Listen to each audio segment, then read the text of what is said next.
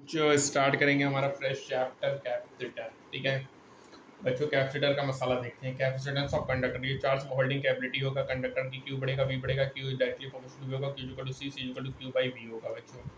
ठीक है, ये ये चार्ज रिक्वायर्ड होता है चार्जिंग पोटेंशियल बाई 1 यूनिट का स्केलर होगा बच्चों। यूनिट एमकेएस में कूलम पर वोल्ट होगा। फैराड होगा, सीजीएस में स्ट्रेट फैराड होगा। 1 farad is equal 9 × 10⁻11 stat farad होगा।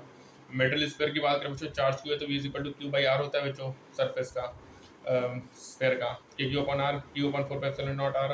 क्यू बाई वी तो सी होता है बच्चों 4 pi epsilon naught into R होगा। C directly proportional to radius होगा। सी नहीं डिपेंड करेगा, क्यू और वी पे डिपेंड नहीं करता।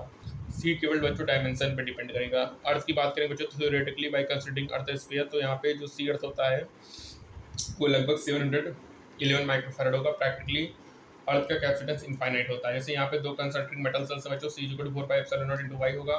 आउटर सर्फेस ग्राउंडेड है तो सी इनफाइनाइट होगा। पोटेंशियल एनर्जी क्या है चार्ज कंडक्टर का, ये एक्सटर्नल वर्क डन होगा during charging, half C square half Q into V, Q square by 2 C होगा। एनर्जी स्पेंड बाय बैटरी क्या होगा, EMF वी है तो energy spend in unit charge V होगा बच्चों। तो energy spend in Q charge Q V होगा। ठीक है, अब यहाँ पे हीट कितना होगा, Q V minus half Q V, that is half Q V होगा। यहाँ पे क्वेश्चन में जो चार्जिंग दौरान energy stored in conductor upon energy spend by battery, तो half Q V upon Q V 1:2 है। कंडक्टर में जो चार्ज क्यू है पोटेंशियल यू है, चार्ज क्यू है तो पोटेंशियल क्या होगा, तो सेम कंडक्टर है तो सी सेम होगा, तो you direct proportional Q square होगा। क्यू डैश 2 क्यू होगा तो पोटेंशियल एनर्जी क्या होगा, 4 यू होगा।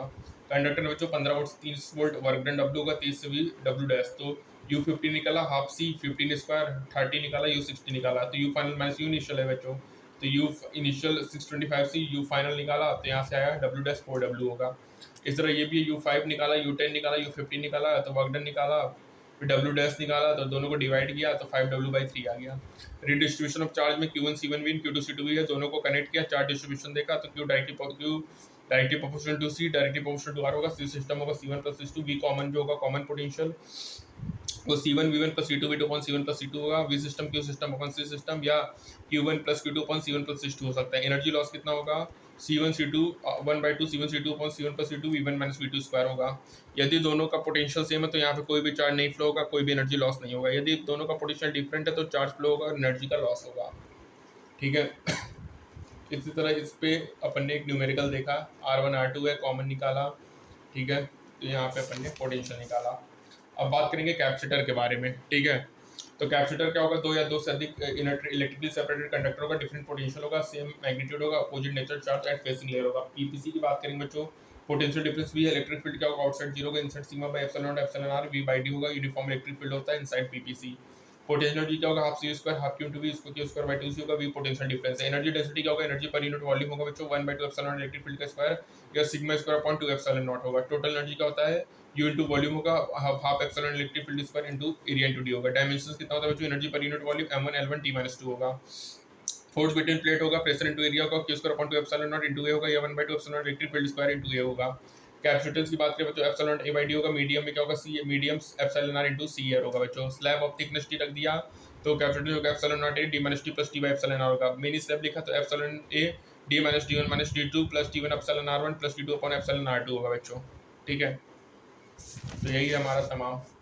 अब बच्चों वेरिएशन इन चार्ज पीपीसी की बात करें तो वी, यदि बैटरी कनेक्टेड है तो पोटेंशियल कांस्टेंट होगा, बैटरी डिस्कनेक्टेड है तो चार्ज कांस्टेंट होगा बच्चों। यहाँ पे अपन ने देखा कि बैटरी कनेक्टेड है, पोटेंशियल क्या है, कांस्टेंट है बच्चों। तो एरिया बढ़ाएंगे तो कैपेसिटेंस बढ़ेगा, पोटेंशियल तो कांस्टेंट होगा, तो कैपेसिटेंस बढ़ेगा तो क्यू भी बढ़ेगा, इलेक्ट्रिक फील्ड कांस्टेंट होगा और पोटेंशियल एनर्जी भी बढ़ेगा। डिस्टेंस बढ़ाने से बच्चों कैपेसिटेंस कम होगा, वीसी तो कांस्टेंट ही होगा। अब अपन को पता है कैपेसिटेंस कम होगा तो क्यू भी कम होगा, और इस पे ये इलेक्ट्रिक फील्ड भी कम होगा, और हमारा जो पोटेंशियल एनर्जी है वो भी डिक्रीज होगा। एप्सिलॉन आर में बढ़ेगा, कांस्टेंट है, बढ़ेगा, कांस्टेंट है, बढ़ेगा।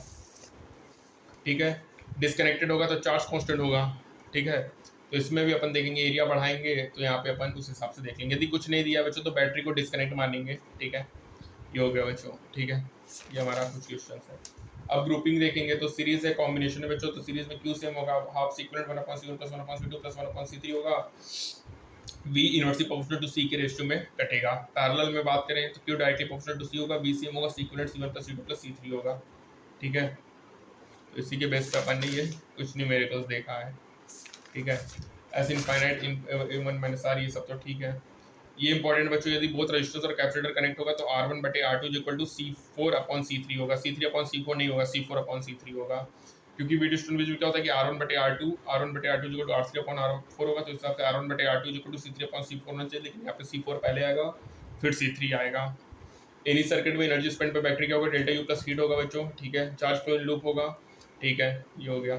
Division in PPC, division in distance होगा बच्चों, डिस्टेंस डिवीजन देखो, डिवीजन इन एरिया होगा, डिस्टेंस डिवीजन में सीक्वेंट क्या होगा, 2k1 k2 upon k1 plus k2 c, यहाँ पे हार्मोनिक मीन होगा 2k1 k2 upon k1 plus k2। यदि एरिया डिवीजन है तो सीक्वेंट c1 plus c2 या k1 plus k2 by 2 into c या epsilon r k1 plus k2 by 2 arithmetic mean होगा, ठीक है। फिर पॉइंट पोटेंशियल मेथड है बच्चों, यहाँ पे अपन ने कैपेसिटर को माना, उसके बाद देखा कि डिफरेंट होना चाहिए, सीक्वेंस में होना चाहिए, तो उस हिसाब से अपन पीपीसी बना लेंगे। कंक्लूजन क्या है कि बच्चों n पैरेलल प्लेट्स यदि अल्टरनेट प्लेट्स कनेक्टेड तो मैक्सिमम n-1 कैपेसिटर ही होगा, पैरेलल ग्रुपिंग में C Max n-1 into c होगा बच्चों। स्फेरिकल कैपेसिटर की बात करें, इसमें दो कंसंट्रिक मेटल सेल्स होंगे, केस 1 क्या होगा, स्मॉल चार्ज होगा और बिग सेल अर्थिंड होगा, तो यहाँ पे क्या होगा, c फर्स्ट होगा 4 pi epsilon naught r capital smaller upon n r minus smaller होगा, या c 4 pi epsilon naught into smaller 1 smaller upon capital r होगा। यदि r इनफाइनाइट है बच्चों तो c is equal to 4 pi epsilon into r होगा। यदि big surface charge है, स्मॉल अर्थिंड है, तो q क्या होगा, minus r upon capital R upon into q होगा। c सेकंड होगा 4 pi epsilon r square r minus smaller होगा, या c सेकंड होगा c first plus 4 epsilon naught into r होगा, ठीक है, ये हो गया बच्चों। चार्जिंग डिस्चार्जिंग की बात करेंगे तो चार्जिंग करेंगे 1 और 2 V not VC plus VR होगा बच्चों। t इक्वल 0 पे VC 0 QC 0 UC 0, circuit current में मैक्सिमम होगा, टाइम बढ़ेगा तो VC बढ़ेगा, QC बढ़ेगा, UC बढ़ेगा, IC कम होगा। t इक्वल टू इनफाइनाइट में VC V नॉट हो जाएगा, QC C V नॉट हो जाएगा, UC half C V naught square होगा, सर्किट में करंट 0 होगा। t equal to 0 short circuit होगा, t इनफाइनाइट पे ओपन सर्किट होगा। VC का होगा V naught 1 minus t E minus t by 2, current maximum होगा, I equal to I minus E minus t by 2। तो क्या है, RCA टाइम कांस्टेंट है, VC इक्वल 0.63 V नॉट होगा, t हाफ 0.6932 होगा, जो कि 0.72 होगा बच्चों, ठीक है। तो ये हो गया। डिस्चार्जिंग केस में t इक्वल 0 पे UC VC V नॉट होगा, QC सर्किट पे V नॉट बाई R होगा, टाइम बढ़ेगा, UC कम VC कम QC कम, सर्किट में करंट कम, और t इक्वल टू इनफाइनाइट पे सब जीरो हो जाएगा, सब का ग्राफ एक्सपोनेंशियली डिक्रीज होगा। हीट लॉस कितना होगा, half C V naught square होगा, इंडिपेंडेंट होगा रेजिस्टेंस के बच्चों। यदि रेजिस्टेंस बढ़ेगा तो टाइम बढ़ेगा, करंट कम होगा, ठीक है, और ओवरऑल हीट क्या होगा, कांस्टेंट होगा। रेजिस्टेंस कम करेंगे, टाइम कम होगा, करंट बढ़ेगा बच्चों, ठीक है। आरसी सर्किट क्या है, स्टेबल कंडीशन में कैपेसिटर फुली चार्ज होगा, current in capacitor capacitive path will be 0 होगा, ठीक है। अभी दो चार्ज पीपीसी कनेक्ट करेंगे, यदि end only one end connected होगा बच्चों तो नो क्लोज लूप होगा, नो चार्ज फ्लो होगा, ठीक है, और यहाँ पे नो चार्ज होगा। यदि स्विच मोड आने तो नो क्लोज लूप होगा, नो चार्ज फ्लो होगा, अनचार्ज पीपीसी रिमेन अनचेंज होगा। बोथ इंड्स कनेक्टेड होगा, सेम पोलरिटी होगा, तो चार्ज फ्लो करेगा, लूप में मूव करेगा common voltage, V common C1 V1 plus C2 V2 upon C1 plus C2 होगा, और delta U C1 C2 upon C1 plus C2 V1 minus V2 square होगा। Opposite polarity होगा तो charge flow करेगा, common potential and common polarity होगा, V2 को minus V2 बस लिखना है, ठीक है, ये हो गया।